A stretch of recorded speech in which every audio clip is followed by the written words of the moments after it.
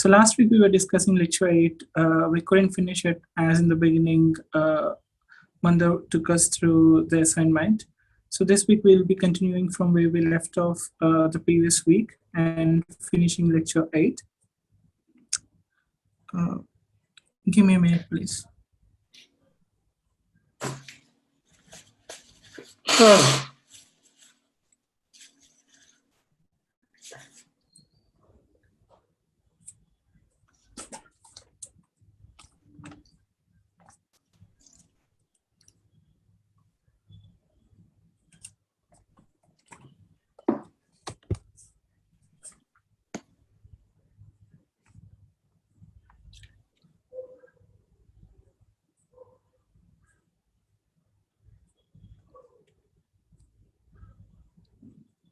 Yeah, so last week we were discussing beam search.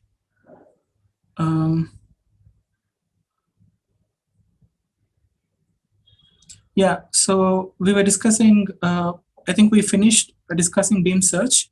And so these are some of the advantages that we have with using neural networks for machine translation.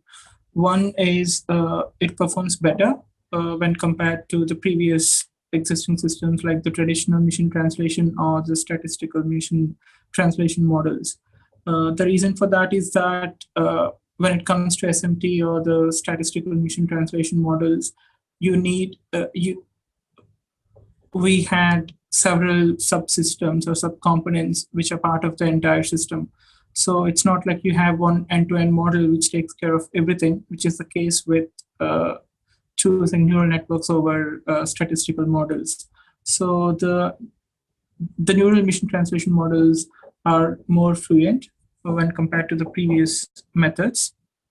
And they also make better use of context. So we have discussed in the previous sessions where when it comes to simple RNNs and by switching to LSTMs, we were able to retain better context.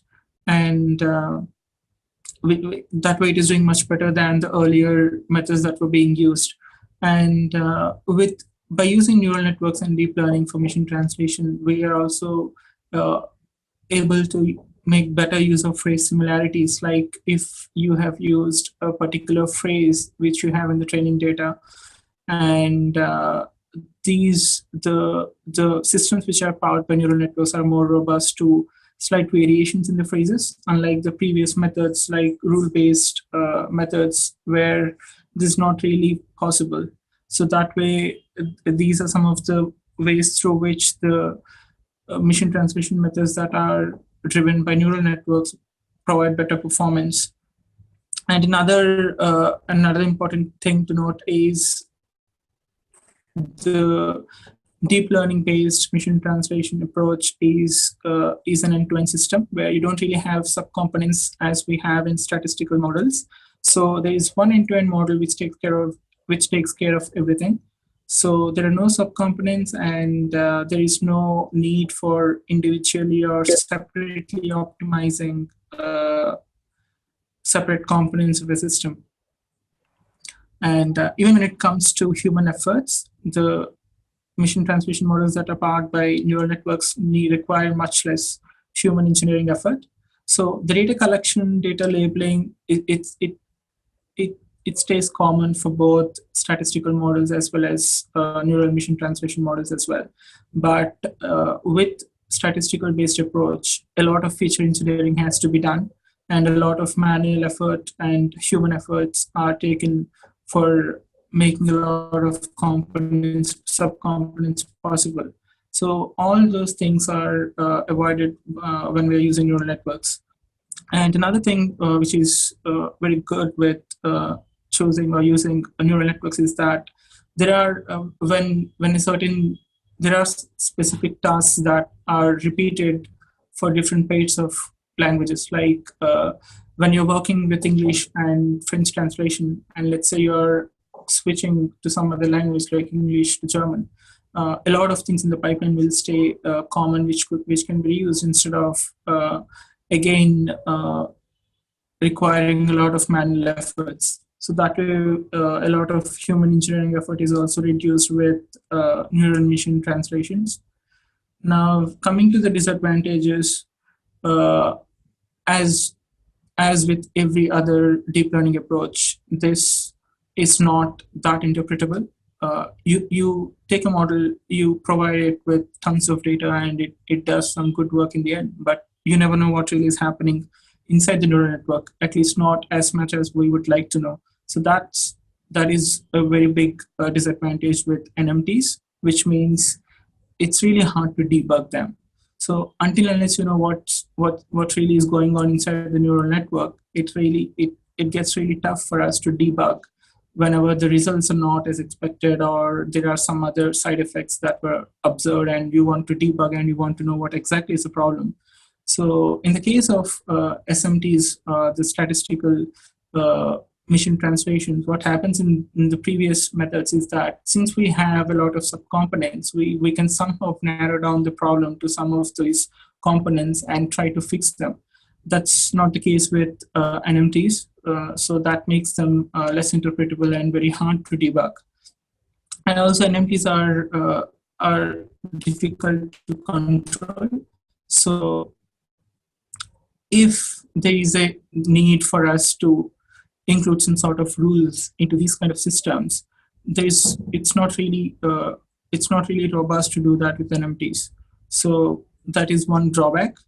And there are also some sort of safety concerns. So we'll see one example in the further slides. Why is it so? So evaluating machine translation. Whenever we have a task and whatever the approach that we choose, whether it's SMT or whether it's NMT, we need some sort of evaluation metric to know how the model that is trained or the algorithm that we are using is performing on the task.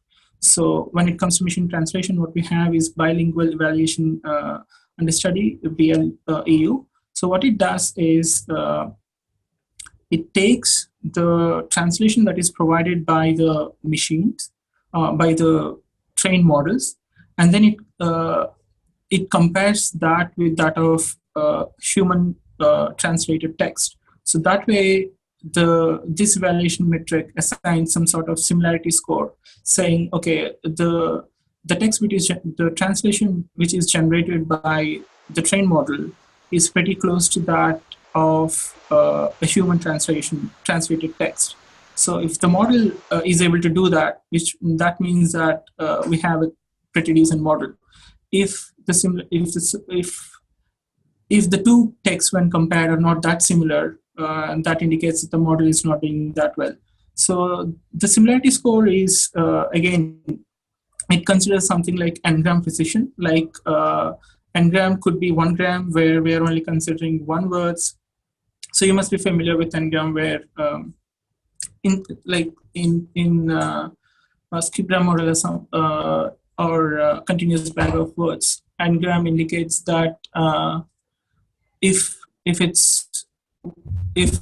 n is 1, you're only considering one word. If it is 2, and if it is like you're trying to predict the center word, it means that you're using 2 words on either sides of it to predict the center word. So that's what n-gram is. So when it comes to n-gram precision, you pick a specific n for it, and then you compare those. So, and then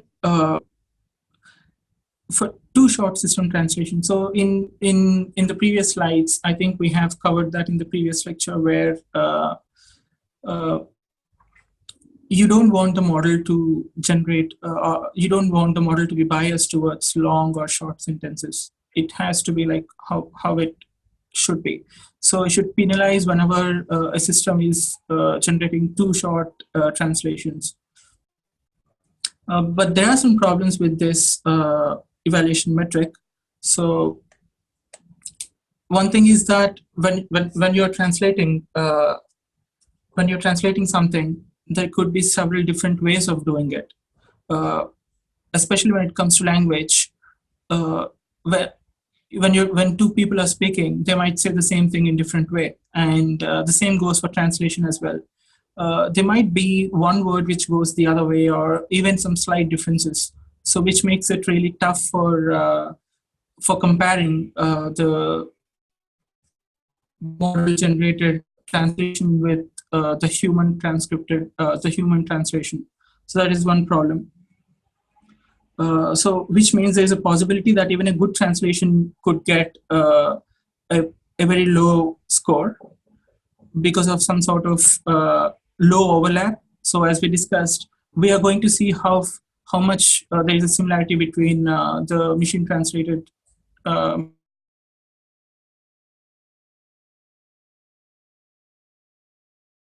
and that means it would eventually generate a very low score, which shouldn't be the case. So that is the problem with this metric. So here is a chart that represents what NMT has done for machine translation. Here on the first two, we see that there is no green bar here, which means until 2014 there was no neural machine translation. So we see that there are two methods here: phrase-based SMTs and syntax-based SMT. And in 2015, in 2014, after neural MT has come in, and in 2015, we see that though it hasn't done as well as the other two methods, it still did decent enough for an approach which actually started only a year ago, or which got recently started. And then by 2016, we can see that it has overtaken the other best methods. And so the arrow here that we see here, the green, it is to signify that there is an upward trend by neural machine translation, whereas with SMTs it is much flatter than the NMTs. So this is about the progress that we have seen in machine translations. So just like many other tasks that deep learning and neural networks were able to solve much more efficiently than the existing methods, the same thing has happened for neural machine translation as well. So it started in 2014, and just in 2 years, it started taking over the existing methods. So the seq-to-seq, or the sequence-to-sequence paper that was published, it was published in 2014, and it only took 2 years for Google to pick it up, to use that and switch from the statistical-based machine translation model to neural-based, the neural network-based machine translation, which happened in 2016. So that is amazing, because SMT has been there for years and decades, and then with just a couple of years after it came out, NMT has taken over SMT. And the last sentence here says that SMTs actually take hundreds of engineers when you're considering all of the things, like all the subsystems, all the human efforts that it takes, the feature engineering and everything.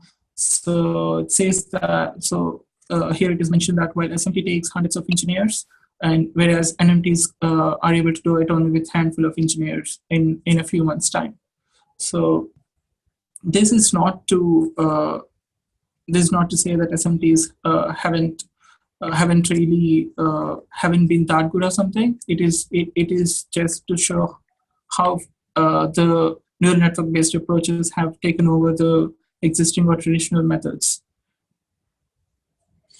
So having said all that, can we consider or say that the machine translation task is solved?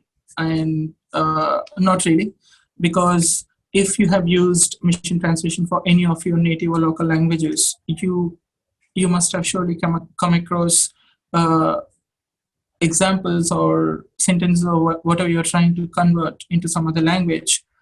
The results won't always be as expected. And that's because machine translation is not an easy task. In fact, anything that involves text, human language, speech, these are very complicated tasks to totally solve by these kind of models. And some of the major obstacles or the problems that we have from making machine translation a solved problem is that out of vocabulary words. So the neural network-based approach, whatever the model that we have, whatever the architecture that we use, and it doesn't matter for how long we train it with how many parameters. These models are only as good as the training data that are passed to these models, which means if there are any unseen words or out of vocabulary words are passed to the model is clueless about it. It won't generate results as expected. So that is one of the main problems with NMTs. And domain mismatch is another problem. Now, let's say you have a training data which is training data from a specific domain, let's say sports, and you have trained your model on that. And now you are trying to do some sort of NLP task or machine translation task from data which comes from a totally different domain, let's say movies. And that the model, that you can almost expect the model not to do really well, because the neural network based models are dependent on the domain on which they're prepared, on which they're trained.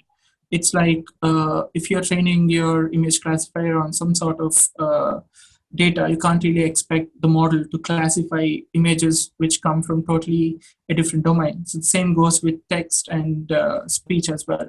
So that is another major problem with NMTs.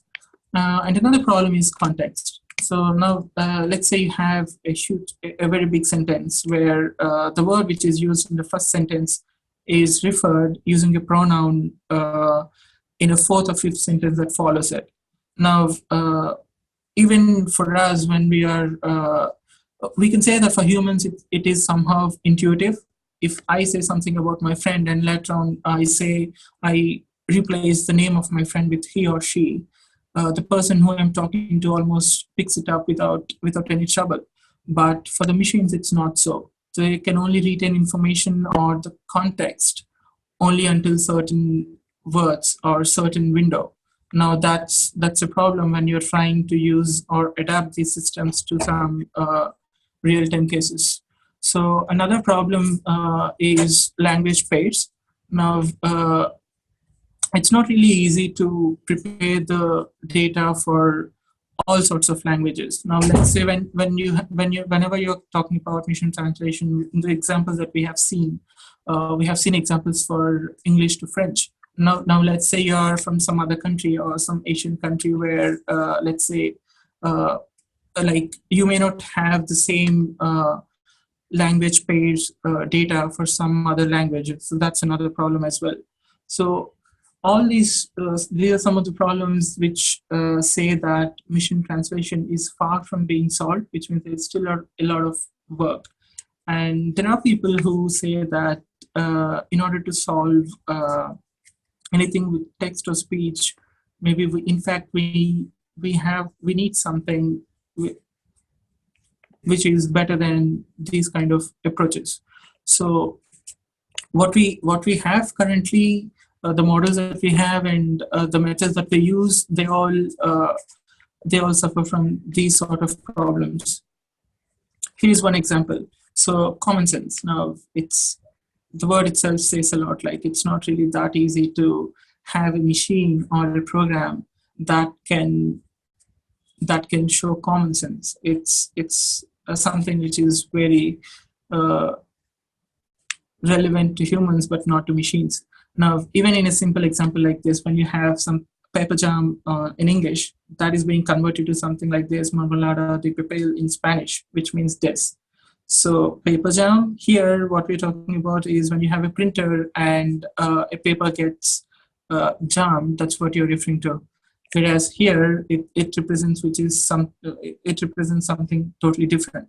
So this is one problem. Biases. Now this is another big problem. We hear about this a lot right now, and it is really a big problem. Now, when you have a training data, let's say here we are trying to convert Malay to English, and what's happening here is that in the example sentences on the left, we don't have any word that signifies any sort of gender. But when that is being translated into English, what's happening is that somehow some sort of gender bias is being added. Like for the word nurse, the pronoun she is being used. And similarly for the word programmer, we have a pronoun called he, which means that the model somehow has some sort of bias, thinking that programmer could only be a guy but not a girl, and nurse could only be a lady but not a guy. So these sort of problems are they do exist, and they are picked up from the training data. And you must have heard about the bias in the resume. Like recently, there was this thing about Amazon where they were trying to do some work with resumes, and the model was picking up mostly some male related resumes or something like that. It's because most of the training data that they have, the resumes that they have, they must have had resumes from male applicants than female applicants. So when you have your training data which is not balanced, the model will surely act biased. So that's a problem which we have with machine translation or any other neural network based approach. This is another interesting example where something repetitive and random was given, and when that was translated to English, this is what there was nothing that makes sense on the left, whereas on the right, if you see, it's a very proper English translation that was made. So there are two things that I felt are striking about this example. One is interpretability. Like, we often take data and we train our model on the data. And once we get some good accuracy or low loss, we see that most of the times we feel as if the task is done. But when we compare the work that we do with deep learning or machine learning with that of the traditional software engineering, one thing that really has to get into deep learning and machine learning is testing. Like with traditional software engineering, when you're doing some sort of web development or something, and when you have a team in place, there will be one developer and then there will be a testing team who takes care of testing the entire application end to end. Here, in most of the cases, when it comes to these sort of model trainings and model developments, it's the same guy who develops these models who should also test these models. At least we don't really have testing in place for deep learning or machine learning as much as we do for traditional software engineering. So interpretability and testing are two things where the neural network based approaches are really lacking. Now, this might seem like a very trivial example, but think about something else. Like, to give an example for computer vision, I think a couple of years back or something, there was someone reported on Twitter that Google Photos app was classifying some people's faces as some animals. So in case you never tried it, Google Photos app has the image recognition or image classification in place. What it tries to do is it tries to classify the images or sort of organize your image gallery. So what it did was, for some specific people's faces, it was categorizing them as some animals. So this was reported on Twitter, and then immediately there was a lot of discussion on it. And then eventually, sometime later, another blog reported that the problem still exists. It was not totally fixed, but there was some sort of a minor fix that was given, like Google Photos totally stopped using the label of that animal, like let's say Godzilla or chimpanzee or something like that. They stopped using those as labels. I don't know whether it's still fixed or not, but this is something which I read some time back. And so these sort of problems with interpretability, bias do happen. And the problem is that whenever you're training a model like this, we may not always cover every possible scenario that would happen in real. So when, let's say, you're trying to build some sort of machine translation like this, all the time we might give examples in proper language. If you're trying to convert English to French, we might often give proper English sentences and see how they are being translated. In other words, like our primary focus most of the time will be on the translated text than the input itself. So we're just comparing, okay, is the French translation correct? Is it or not? So the focus primarily remains to be on the output. And so this is why testing is very important. If you have a machine learning model or deep learning model in place for any of your applications, you have to try and break the system in any way possible. So maybe then you will try and come up with many different scenarios, and maybe think of coming up with inputs which you otherwise wouldn't, and that way you will know whether the model is good or not. So it is very important to keep that in mind if you're working on building and deploying deep learning models. So machine translation is a flagship task. It's a very important task for NLP deep learning.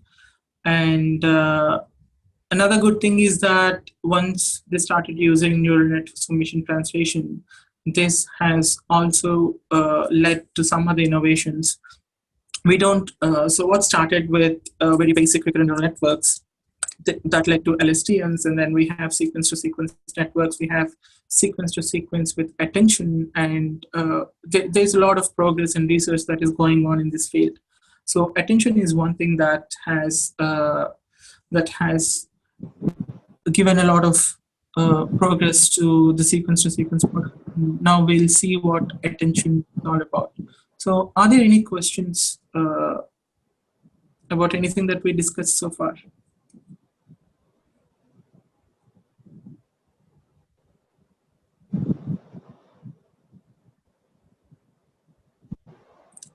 I see that the chat is clean. I don't know whether it's a good thing or not, but yeah, so if there are any questions.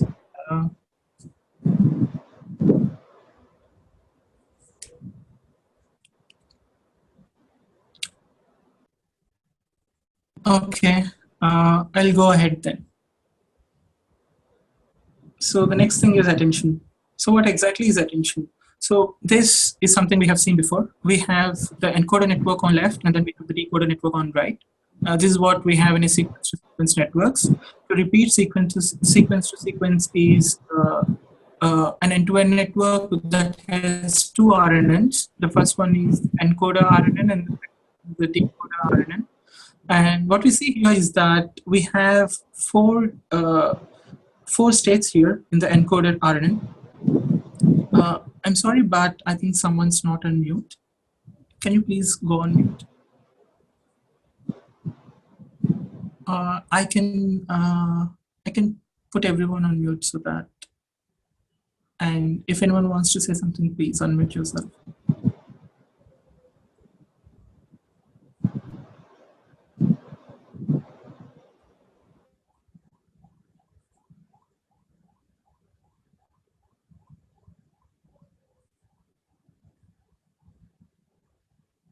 Okay, so what we have here is in the encoder, we have four states here.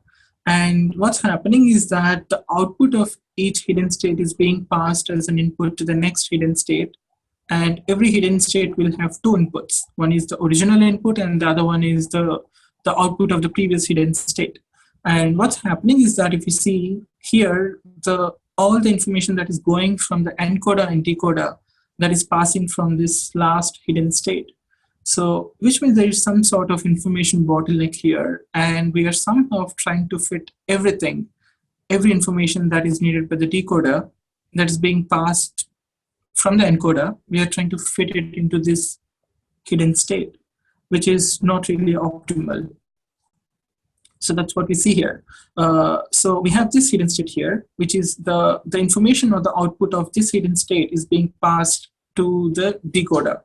Now, it's not that hard to see the flaw or the problem with this. It's that we are somehow forcing the encoder to pass all the information to the decoder only through this hidden state. So to overcome the problem, we can use attention. So in a nutshell, attention is nothing but instead of having one direct connection from the encoder to decoder as this, we kind of distribute or have multiple connections from encoder to decoder. So here, what's happening is that previously we have this word entate, and the hidden state of this, only the information from this or the vector representation from this was being passed to the decoder. The green here represents the decoder RNN, its first hidden state. And what's happening here is that with attention, the output, the input to this decoder state comes from the last hidden state of the encoder. And also there is something else that is happening here. The start state of the decoder and the output of the first hidden state of the encoder, they are being multiplied here. Here we are taking a dot product to obtain the attention score, but there are several other things that we could do as well. We'll see that in the later slides. So we take the dot product of the output of this hidden state of the encoder and this state of the decoder. So here, as we can see, in addition to the information that is coming from the encoder to the decoder through this, we also have this information, which is precisely coming from the first hidden state of the encoder. So this way we are adding more information and more context to the network. So this is repeated for every hidden state. Now, what's this? This shows that previously all the information that this hidden state of the decoder was getting was from this last hidden state. But now, in addition to this, we also have the information that comes from all this. What's happening here is that we have something called attention scores, where the hidden state of this decoder, the first one is it's being multiplied with each of the outputs of the encoder RNN, and they generate attention scores. And now using softmax, we got some sort of probability distributions here, and this gives us the attention distribution. So this way what we're doing is, as we can see here, for this first hidden state of the decoder, we see that the bar graph here, it's bigger for the first hidden state of the encoder, which means for doing whatever calculations or whatever outputs that we need for this, the focus or the attention is on this hidden state. Unlike previously where the only information that it was getting was from this last hidden state, it now has something which is more focused and more specific. So this is repeated for all the hidden states of the decoder RNN. And finally what it does, it comes up with an attention output or the attention distribution. So there are some equations for this, and also we are going to go through a blog which is on attention, which is very good. We'll be doing that soon. So this is repeated for every hidden state, and this way we are getting much better representation for each of the hidden states of the decoder. So this is what attention does. So instead of forcing all the information to be passed from the decoder only through the last hidden state of the encoder, here we have something more. More information is coming from each of the hidden states of the encoder RNN, and the original output of the previously taken output from the last hidden state remains the same. So this is about, these are the mathematical equations behind each of these. We have attention scores here where each of these hidden states of the decoder RNN are being, the dot product of that is being taken by the output of each of these hidden states. That's what we have here. And then we have a softmax function which will give us these distributions. That's what we have here, softmax. And then the attention output, we have some sort of weighted distributions. We have weighted some of the hidden states, and that gives us the final attention output. So attention is great. So what it does is it surely improves NMT's performance, and we can see why. Because instead of simply forcing the information or the vector representation to be passed to the decoder only from the last state of the encoder RNN, we are now using the outputs of all of these encoder RNNs. So we have more information now, and that converts that gives us better performance. Because with this approach, what it does is it helps the decoder to focus or pay attention to specific parts of the encoder rather than only depending on the last hidden state's output. And the attention solves the bottleneck problem. Bottleneck problem is something so here we have the bottleneck problem is nothing but we are forcing all the information to be contained in the last hidden state, and that is what being passed to the decoder. So attention helps us in avoiding that bottleneck problem. Attention also helps us with vanishing gradient problem. So what we have here, we have some sort of connections that that are happening from each of these hidden states of the decoder to each of the hidden states of the encoder. So this is sort of similar to the skip connections that we have in ResNet, where those skip connections, besides having other advantages, they also help in avoiding vanishing gradient problem. The same, even the attention also helps us with vanishing gradient problem. And another thing is they help with interpretability as well. So using these attention output or the attention distribution here, we will get to know what parts of the input the decoder is really looking into. So this way, we are getting better interpretability of the model as well, which is very important. And then alignment, we have seen what it is before. So attention also helps us with alignment. And unlike SMTs, where alignment itself is a separate component that is being taken care of by the end-to-end model itself, where we are not really doing anything exclusively different, or we don't really have any separate component for it. That is being taken care by the NMT model itself. So these are some of the advantages with attention. So is attention specific to sequence models? Not really. So it is something which is used for sequence-to-sequence models, but it is a very general deep learning technique, just like any other deep learning technique that we have. It can be used for other architectures as well. So and here we have some theory behind attention. So what it does is, given a set of vector values, we can think of these vector values are nothing but the outputs that are generated by each of the hidden states. And then we have a vector query. The vector query here is each of these units in the decoder. So what we are trying to do is the attention gives us some sort of weighted sum of the values which are dependent on the query.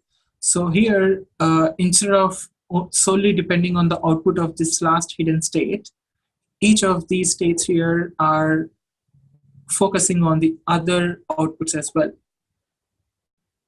So that's what attention does. So by taking the weighting sum, what it is doing is it is taking kind of a selective summary of the information. Instead of solely relying on the last hidden unit's output, it is now picking information from the previous hidden states as well, which surely adds a lot more information and context to the decoder.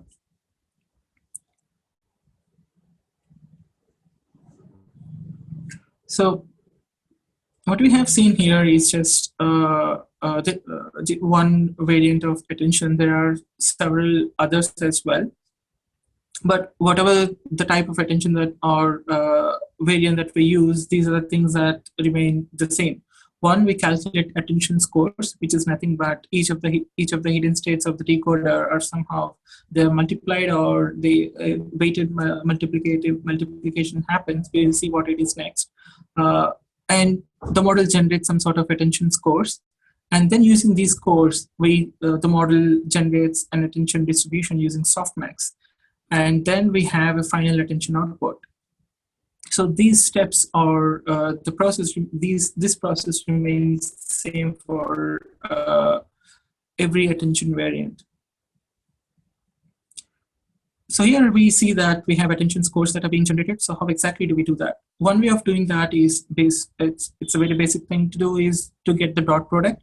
We know that whenever we are trying to know whether two words are similar or not, we go for dot product or something like that. So we can use pretty much the same here, where we are simply taking the dot product of the decoder and the encoder, and that generates the attention score. That's one way of doing it. And then we also have something called multiplicative attention, which if you check the equation here, which is very similar to the dot product attention as well, except that we have a weight matrix here. So instead of simply taking the dot product, what we're doing is we are taking the we are using a weight matrix here. And so that's the difference between dot product and multiplicative attention. And then we also have something called additive attention, where this we can see is a little more sophisticated than the basic dot product. What's happening here is that we have the weighted states. We have W1HI and W2H2, and W1 and W2 are the weight matrices, which is similar to any other weight matrix that we have in neural networks.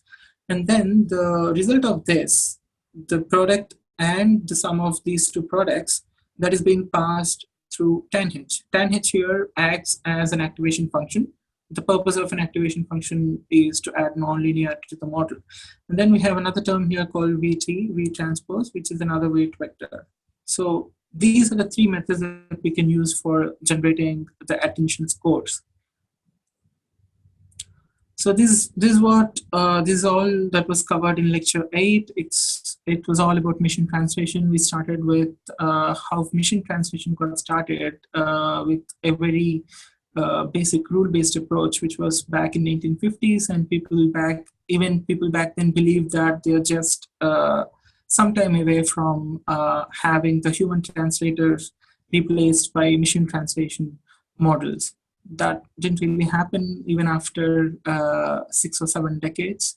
So, and then like a few decades ago, there was SMT, statistical machine translation models.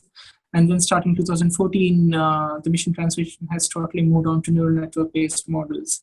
And sequence to sequence are some sort of special architectures that are primarily used for machine translation. And they're also used for other tasks like speech recognition as well. And attention is something which improves sequence to sequence models. So this is all about the lecture. If there are any questions about this, please feel free to ask. I have another blog that I would like to walk through. I'll be sharing that now.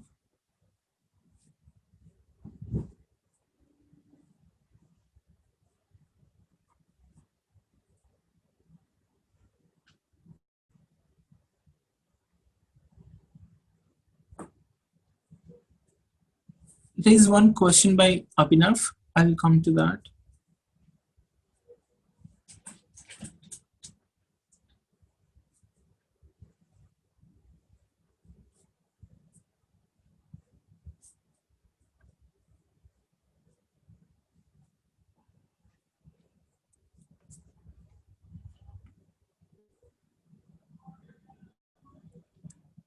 You all should be seeing this blog by J. Olamarnav, Visualizing a Neural Machine Translation Model. Yeah, so Abhinav's question is about how do we choose the loss functions? So really want to know how researchers choose the loss function for their paper. I've read many papers and the loss functions are not traditional that are generally used. Thanks for the question, Abhinav. I think it's a good question, even though it is not directly related to what we discussed today. But yeah. So as far as I can think about it, I think for some specific problems, you might know beforehand itself what the right loss function is. And I think in such cases, it is easier to pick. But if you're someone who is spending time on research and trying to come up with things, maybe then you have to think about not just the traditional loss functions, but what other things that you could possibly try. Uh, I'm not really sure about like how they pick their loss functions. If anyone wants to share any thoughts on this, it would be great.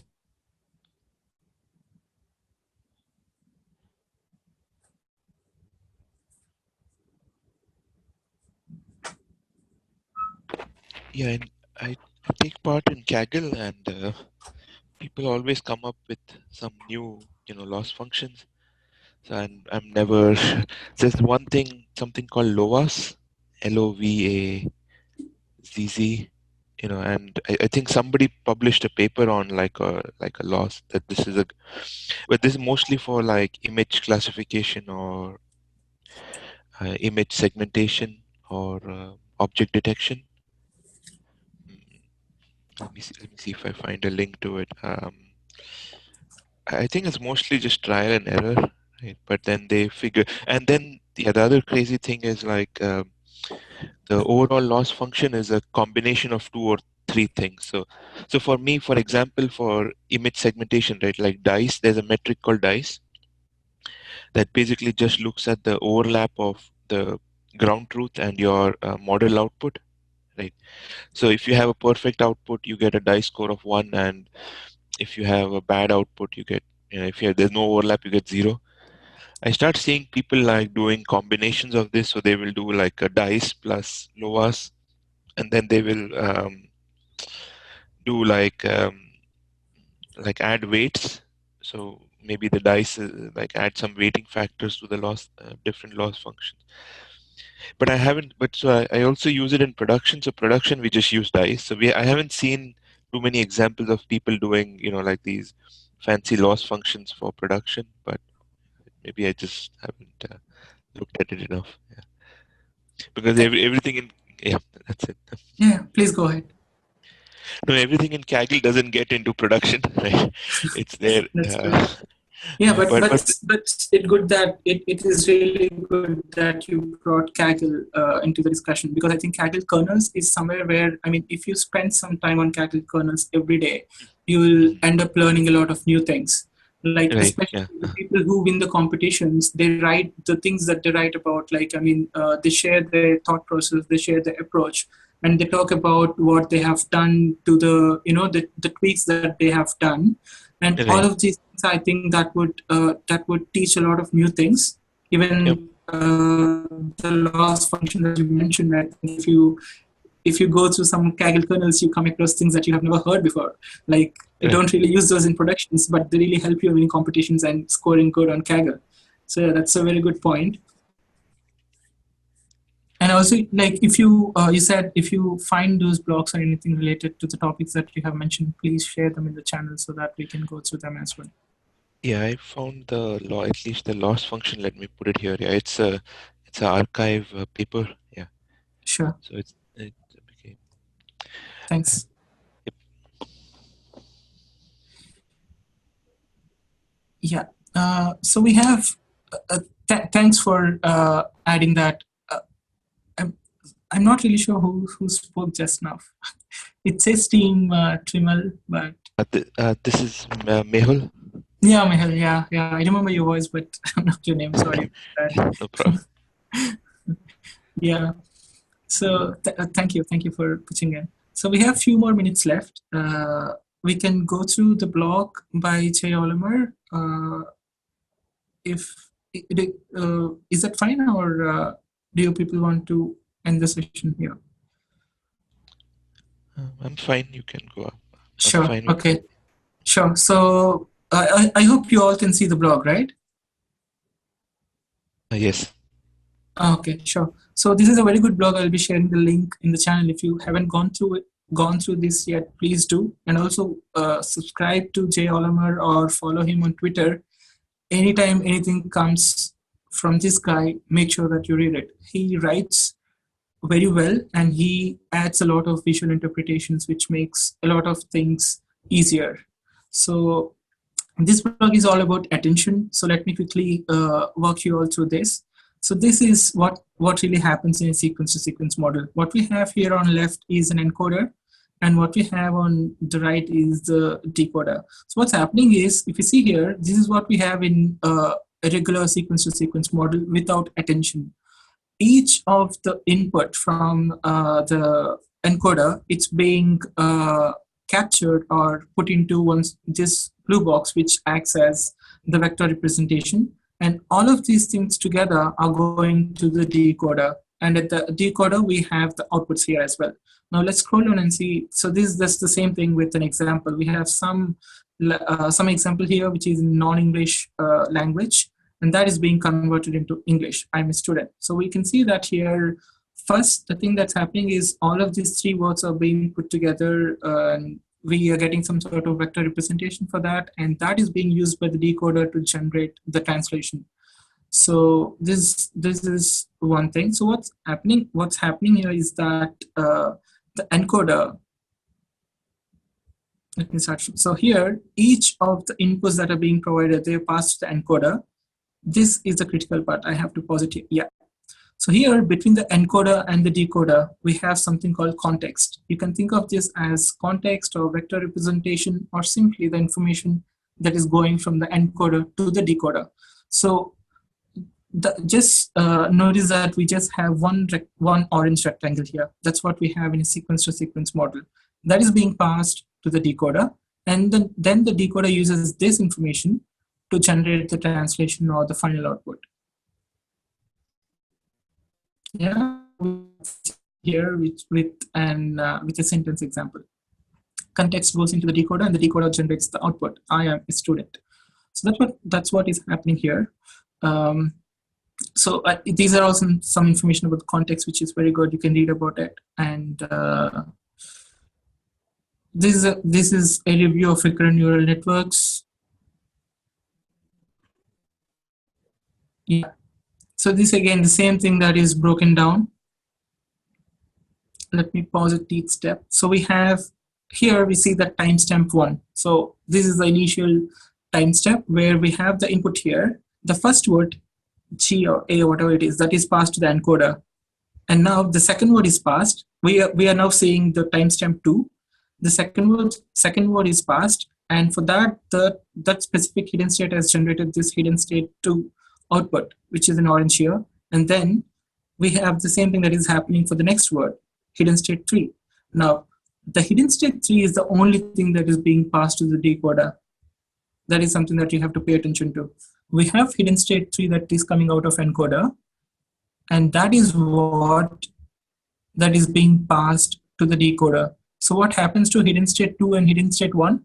They're not directly being passed to the decoder, but hidden state 3 can be expected to have some information because each of the states of the encoder gets their inputs from the original input and from the previous hidden state output. So you can expect some information from the previous hidden states to be contained in the hidden state 3, but you're not really sending the direct information of hidden states 1 or 2 to the decoder. So this is what we have in a recurrent sequence-to-sequence model. So now the hidden state is passed to the decoder, and the decoder uses that and it generates each of the outputs. That's what we have here. Now, again, this the same thing again, another pictorial representation. Now let's see what attention does. So here, this is all that you have to pay attention to. Here, previously we had only hidden state 3. Yeah, just see here we have hidden state 1. Hidden state 1 is passed here. Hidden state 2 is generated. Hidden state 2 is passed, and hidden state 3, 2, 1. All are being passed here. So from the previous diagram, we can see that it's just hidden state 3 here, which was being passed to the decoder. Whereas here, we have all the 3 hidden states that have that were generated from the encoder. All of them are being passed to the decoder. So this is the main difference between a sequence-to-sequence model with and without attention. And as we can see here, a lot more information is being passed from the encoder to the decoder. And that's what makes attention much better than the regular sequence-to-sequence models. So these are all about the aligned minds and all. So yeah, I'll be sharing this link. So please go through it. It's very good. And as I said, follow him on Twitter or follow his blog regularly and make sure you read everything that is on his blog. They're really good. And also Google A blog. I was searching for some blog, but I couldn't find it. I read it some months back, and it was about speech and it was about how they used something called end-to-end streaming. It was a paper which came sometime last year. I'll probably share it next week. So yeah, are there any questions or is there anything anyone wants to discuss? This is all I had for today.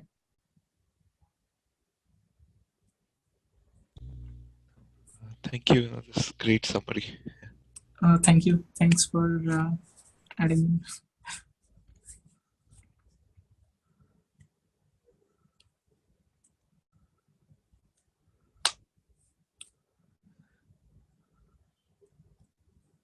Okay, so if there are no questions, I still don't have.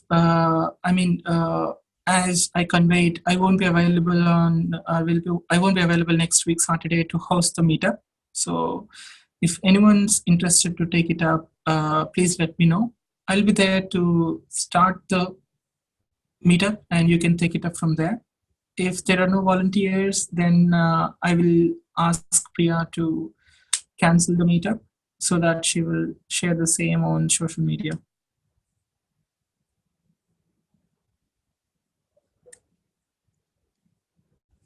Okay, so if there is nothing else, then thank you all for joining. See you all in 2 weeks' time. Thank you. Have a happy weekend, everybody. Thanks. Bye-bye.